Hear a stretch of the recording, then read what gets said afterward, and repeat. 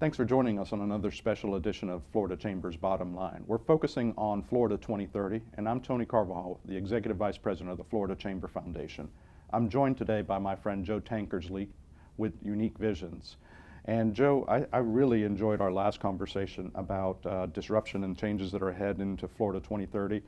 And we were talking about a quote that you have, the future does not exist, it's ours to create. Tell me a little bit more about that. One of the major misconceptions that most people have about the future is we tend to think about it as being something out there. We talk about the future, as if it's some destination waiting for us to show up.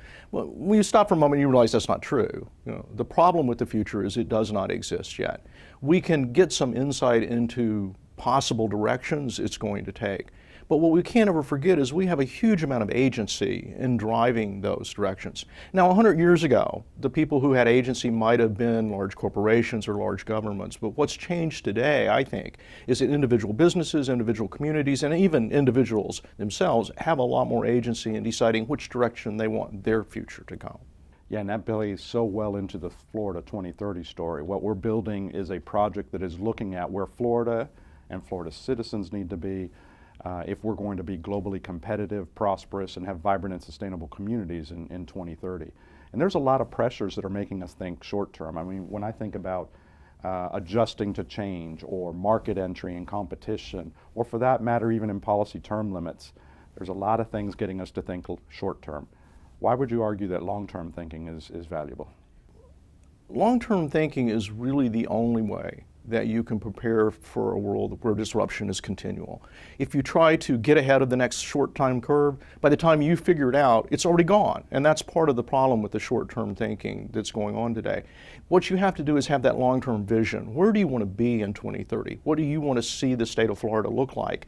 Then you can come back from there and start to build the short-term tactics that will lead you constantly in that direction.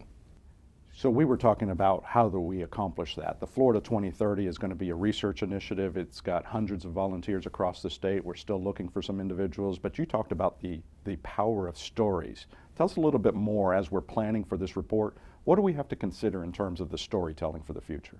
Well, I spent 20 years at Walt Disney Imagineering, as you know, and so I come from a background that believes that story is really the way you change attitudes, inspire people, and empower them. One of the challenges when you want people to think about the future is because it doesn't exist, it's really hard to visualize it.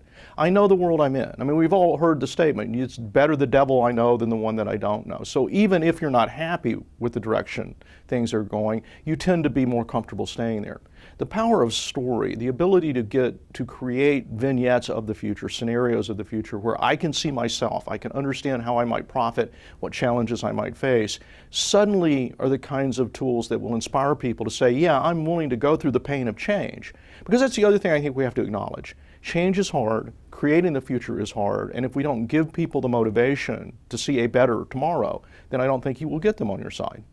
Joe, I appreciate these conversations. I know that our audience is probably thinking how wonderful it is to have a futurist tell those stories. We're going to be back in another series in a short while, and hopefully you'll join us so that we can continue talking about Florida in 2030. And for us at the Florida Chamber Foundation, I'm Tony Carvajal. Thank you for joining us on another edition of the Florida Chamber's Bottom Line.